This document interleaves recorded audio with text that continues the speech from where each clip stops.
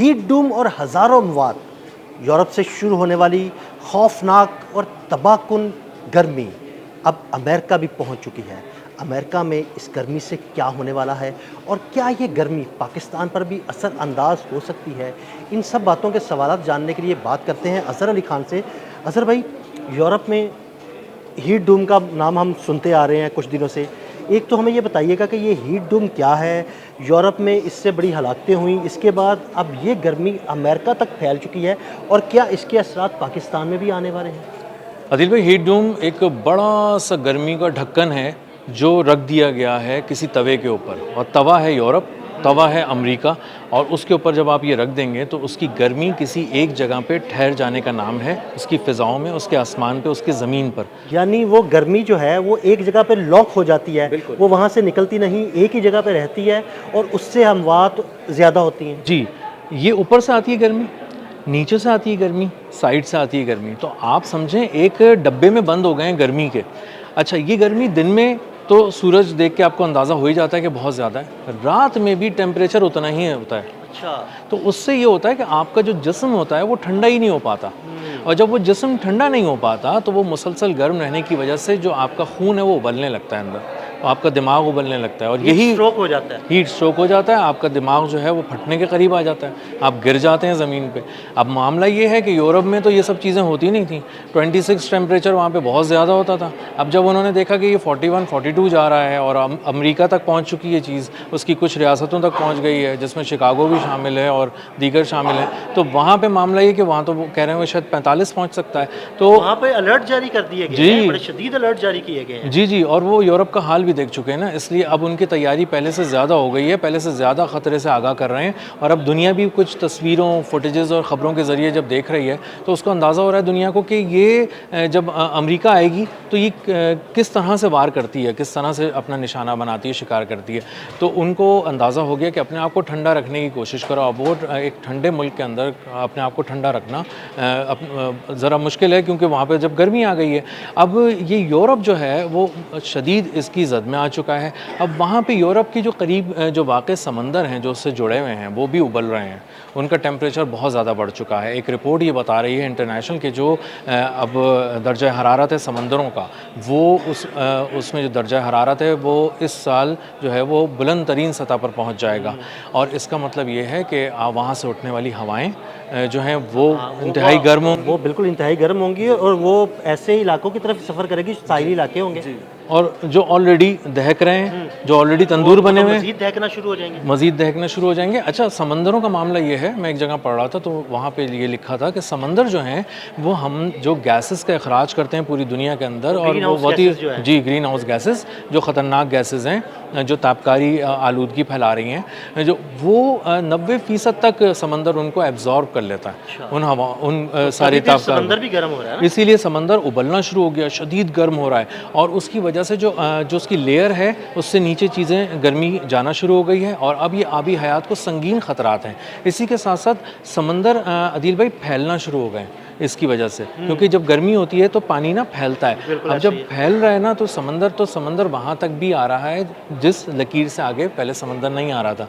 तो ये एक और ख़तरा है। तो ये तिजारत के लिए भी ख़तरा है, दीगर हवालों से भी ख़तरा है। और अमेरिका में चूँकि अब ये नई लहर दाखिल हो रही है तो अमेरिका इसको ज़्यादा शिद्दत से फ़ील कर रहा है। वहाँ पर अलर्ट जारी कर दिए गए हैं, अस्पतालों को अलर्ट कर दिया गया है, शहरी इंतज़ामिया को अलर्ट कर दिया गया है, बताया गया है कि आप ज़्यादा से ज़्यादा पानी पिएँ, किसी छत के नीचे रहें, किसी छाँव के नीचे रहें, और वो जो सारी बुनियादी एहतियाती तदाबीर होती हैं। मुझे ये बताइएगा कि इसमें एल नीनो या सुपर एल नीनो का भी कोई किरदार है इस गर्मी के अंदर? बहुत ज़्यादा किरदार है। सुपर एल नीनो एक सिस्टम है जो कि इस वक्त आ चुका है, वो कहीं ना कहीं पाकिस्तान में भी अपना रंग दिखा के जा चुका है, दिखा रहा है, और यही चीज़ अब यूरोप और अमेरिका फ़ील कर रहे हैं। तो अब ये असल में बुनियादी तौर पे पूरी दुनिया से इंतकाम ले रही है कुदरत, क्योंकि कुदरत को नज़रअंदाज बहुत किया गया है, गैसेस का बेदरेग अखराज किया गया है, गैसेस का बेदरेग अखराज किया गया, दरख्त काटे गए, दरख्तों की कोई हिफाजत नहीं की गई। तो जब आप ज़मीन के ऊपर ये सारी एक्टिविटीज़ करेंगे तो फिर कुदरत तो इंतकाम लेगी। जी बिल्कुल ऐसा ही है। कुदरत जब नज़रअंदाज किया जाता है तो मैं कहीं देख रहा था कि कुदरत जो है ना वो बहुत ही कारी वार करती है, बहुत सख्त वार करती है, और कारी वार ही है अज़हर भाई, मैं बिल्कुल तो ये मानता हूँ। बिल्कुल ऐसा ही है। अगर आप आज़ाद ज़राए से देखना शुरू शुरू करें तो अंदाज़ा होता है कि 2000 से ऊपर अमवात जा चुकी हैं, जो कि अभी तक ऑफिशियली 1300-1400 सिर्फ यूरोप में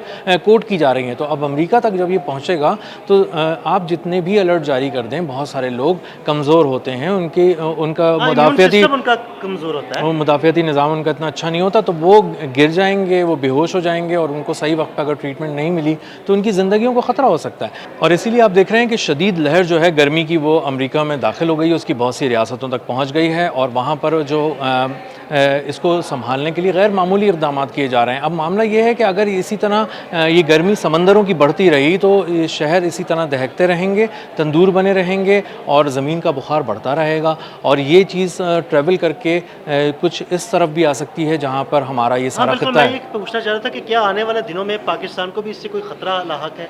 पाकिस्तान जो है वो उसको बराह रास्त ख़तरा नहीं है, लेकिन पाकिस्तान को ख़तरा है क्योंकि जो मजमूई माहौल बनता है दुनिया का उसका कहीं ना कहीं असर पड़ता है। और पाकिस्तान में भी अगर समंदर इसी तरह गर्म होना शुरू हो गए और उसका कोई असर होना शुरू हो गया, जो कि हम बार बार देख भी रहे हैं, या तो बहुत शदीद बारिशें होती हैं या शदीद गर्मी पड़ती है या शदीद सर्दी होने लगती है, तो ये अल नीनो जो है ये पाकिस्तान में पहले से है, इसके असरात भी हम देख रहे हैं। हम पिछले कुछ अर्से से देख रहे हैं, कई साल से ऐसे हो रहा है कि पहले हमने क्लाउड बर्स्ट का शायद नाम भी कभी नहीं सुना था, लेकिन पिछले 3-4 साल के अंदर हम अक्सर सुनते हैं कि कभी कहीं पे क्लाउड बर्स्ट हो गया, कभी कहीं पे क्लाउड बर्स्ट हो गया, जिसकी वजह से शदीद सैलाब आ जाता है। सैलाब आता है तो दरख्त उखड़ जाते हैं, लैंड स्लाइडिंग्स होती हैं, आबादियाँ ज़ेर-ए-आब आ जाती हैं। जी।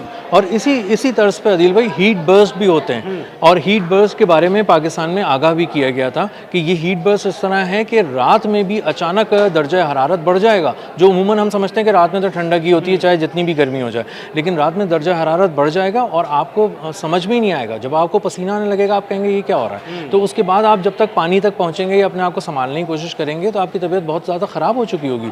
तो असल में हीट बर्स्ट भी ऐसी चीज़ है जिससे अब बहुत ज़्यादा आगाह किया जा रहा है। और पाकिस्तान का मामला ये है कि पाकिस्तान में अगर इस तरह हुआ तो बहुत सारा शिपिंग की जो मामलात हैं वो ख़राब हो जाएंगे, बंदरगाहों के मामलात बहुत ख़राब हो जाएंगे और जो तिजारत हो रही है पाकिस्तान में, पाकिस्तान से जा रहे हैं आ रही हैं चीज़ें, वो मुतासर हो सकती हैं पूरे ख़त्ते के अंदर। तो इससे है तो ये गर्मी की लहर, लेकिन इससे पूरी दुनिया में महंगाई की एक नई लहर आ सकती है, तिजारत कम हो सकती है क्योंकि 90% दुनिया की तिजारत समंदरों से होती है। तो अगर समंदर पे तिजारत में कमी आप देखेंगे किसी तरह की, तो इसका मतलब ये है कि दुनिया में जब तरसील कम होगी, सप्लाई कम होगी, तो प्राइसेस ऑलरेडी बढ़ जाएंगी, अचानक से बढ़ जाएंगी।